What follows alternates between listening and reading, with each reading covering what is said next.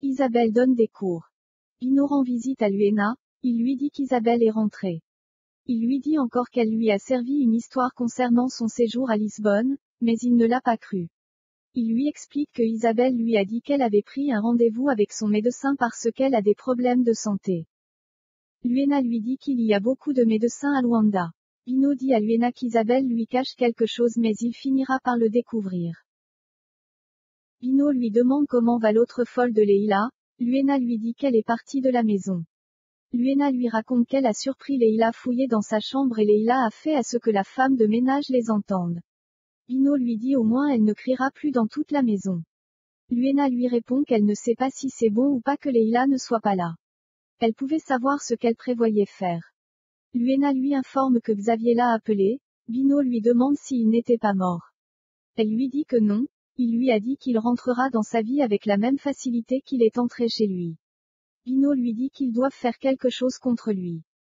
Leila lui dit que s'il pouvait l'aider à sortir de sa vie, elle lui serait très reconnaissante.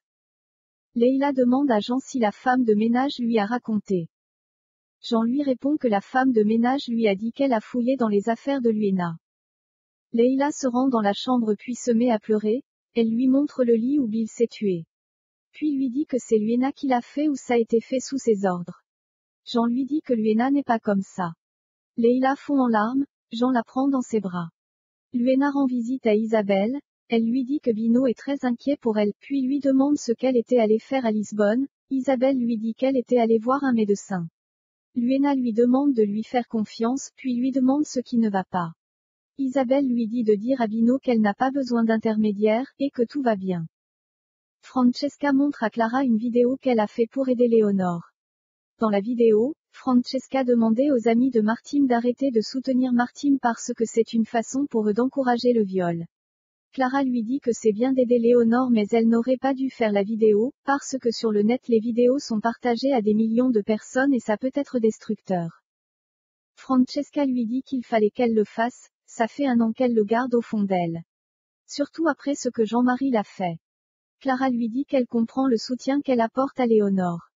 Clara demande à Francesca comment va Léonore, Francesca lui répond qu'elle est au studio 7, elle a accepté de faire quelque chose, elle ajoute qu'elle a choisi de faire le yoga. Francesca lui dit qu'elle part là-bas, Clara lui dit qu'elle aussi veut s'y rendre. Léonore se fait agresser par un groupe de filles dans les vestiaires. On lui reproche d'avoir menti, d'accuser Martine à tort. La fille dit à Léonore que c'est elle qui lui a demandé de filmer ses rapports sexuels avec Martine puis de le mettre sur le net, et là. Elle accuse Martine de viol. Elle lui dit encore qu'elle regrette de l'avoir effacé. Elle la frappe. Clara et Francesca rentrent, Francesca prend la défense de Léonore, elle leur demande d'arrêter sinon elle appellera la police. La fille lui demande d'appeler. Francesca appelle la police. La fille s'en va. Clara se demande pourquoi ces filles s'en prennent à Léonore au lieu de la soutenir. Francesca lui dit que c'est Martine qui les a envoyés. Bruno, Lucas et Julio César discutent sur la vente des billets. Mito les regarde, elle fantasme sur Julio César. Concha lui demande de lui servir un thé. Concha lui demande encore si elle rêve toujours de trouver un millionnaire. Mito lui dit que ses piques ne l'avaient pas manqué. Mito passe devant la table de Julio César, Bruno présente sa maman Mito à Julio César. Mito part, Julio César dit à Bruno que sa mère est très jeune, il lui répond que oui elle a eu très jeune. Julio César lui dit on dirait ta sœur. Mito se rend dans la chambre de Cabé, elle lui dit que quand il dormait elle lui avait dit qu'il lui signera un autographe sur son soutien-gorge. Elle lui demande de le faire. Mara se rend dans la chambre de Chico et Tomé, elle leur demande s'ils ont bien dormi, Tomé lui répond qu'il n'a pas pu dormir, Tomé remercie Chico de lui avoir sauvé la vie. Chico lui répond qu'ils sont maintenant quittes, il lui a aussi tendu la main à plusieurs reprises. Le docteur demande à Laura pourquoi il y a assez de policiers, cette dernière lui répond qu'elle ne fait que respecter le protocole. Le docteur lui dit que Thiago n'ira nulle part. Chico lui demande comment 2 frères jumeaux peuvent être aussi différents. Mara dit à Tomé qu'elle est désolée. Norberto reçoit un appel, il annonce à Arsenio que l'opération se fera demain. Luis Miguel se fait servir à manger. Xavier arrive chez Norberto, Arsenio lui dit que les ravisseurs les ont contactés, et que l'opération se fera demain et ils veulent qu'ils viennent seuls. Xavier demande à Norberto s'il a les 5 millions, ce dernier ne lui répond pas. Xavier leur dit qu'il croit qu'il leur a donné suffisamment de raisons pour lui faire confiance, il essaie de partir, Norberto lui demande d'attendre. Norberto lui dit que l'argent est garanti, mais il est de plus en plus sûr que c'est un plan de Mina pour l'attraper. Xavier lui demande si c'est dans le style de Mina de procéder comme ça. Norberto lui demande à son tour s'il croit que la vidéo qu'ils ont reçue peut être le résultat d'un montage. Xavier lui répond que si c'est le cas, donc c'est un travail de professionnel. Arsenio lui dit, on parle de crime organisé. Xavier lui demande pourquoi ils ont alors demandé de l'argent. Arsenio lui répond qu'il ne sait pas. Il lui dit que le seul but de Mina est de faire souffrir Monsieur Venancio. Il ajoute que Mina est une femme très intelligente, et que Luis Miguel est un appât pour attirer Norberto. Arsenio dit que c'est un piège. Xavier lui répond que la seule façon de le savoir, c'est de jouer. Norberto lui dit ou d'anticiper. Norberto demande à Xavier si l'homme est sous contrôle. Ce dernier lui répond que oui, il le surveille 24 heures sur 24.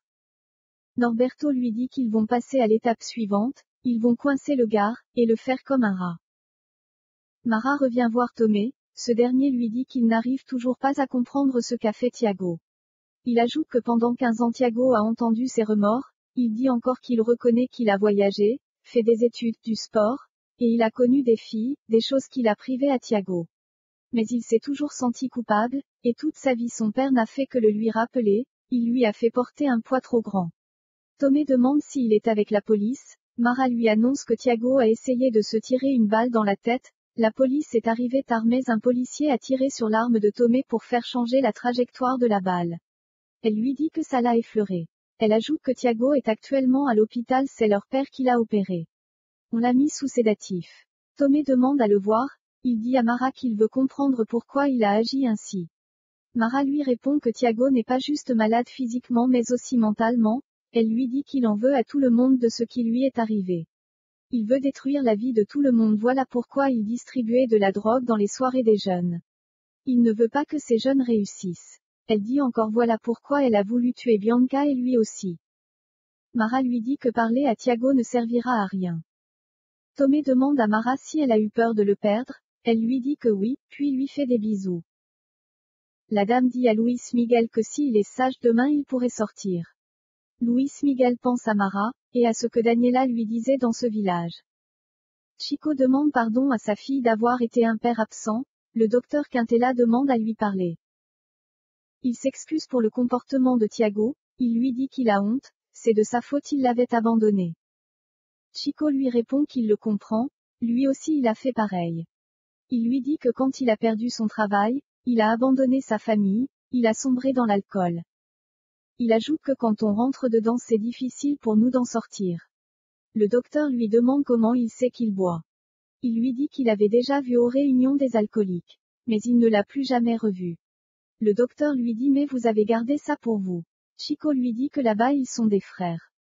Bianca dit papa. Chico se précipite vers elle. Le docteur part de la chambre surpris. Il croise Enrique dans les couloirs, ce dernier lui dit qu'il y a une femme qui l'attend dans son bureau. Enrique lui dit que c'est la maman à Bianca et la femme à Chico. Jean et Leila sont à la plage, Jean demande à Leila où est-ce qu'elle a passé son enfance. Leila lui répond qu'elle a beaucoup voyagé, en Afrique du Sud puis au Namibie après au Mozambique. Elle lui dit que sa mère et son beau-père l'emmenaient partout, et elle n'avait pas son mot à dire. Leila part de la plage. Leila arrive à la réception de l'hôtel, une cliente se moque d'elle en disant que c'est la mannequin Leila Barbosa, regarde comment son visage est défiguré. Leila s'en va pleurer dans la chambre, elle demande à Jean s'il a entendu la fille, ce dernier lui répond qu'elle est très belle même avec ce visage défiguré. Leila pense aux paroles de Xavier qui lui disait qu'elle est la plus belle. Jean la touche tendrement au visage, puis lui dit de lui faire signe au cas où elle aurait besoin de lui. Jean descend boire quelques verres. Francesca s'excuse auprès de Léonore, elle lui dit qu'elle n'aurait pas dû faire cette vidéo, elle n'a fait qu'empirer les choses. Léonore lui répond que ce n'est pas grave, elle a juste voulu l'aider. Elle lui dit encore que son amitié c'est la bonne chose qui lui est arrivée en cette période. Francesca la prend dans ses bras. Léonore fait l'hypocrite avec ses yeux. Clara raconte ce qui s'est passé à Bruno et Santiago, elle leur dit qu'elle trouve Léonore bizarre, après tout ce qu'elle a entendu aujourd'hui. Santiago lui demande de les raconter. Elle leur dit qu'elle ne leur fait plus confiance, elle préfère être seule.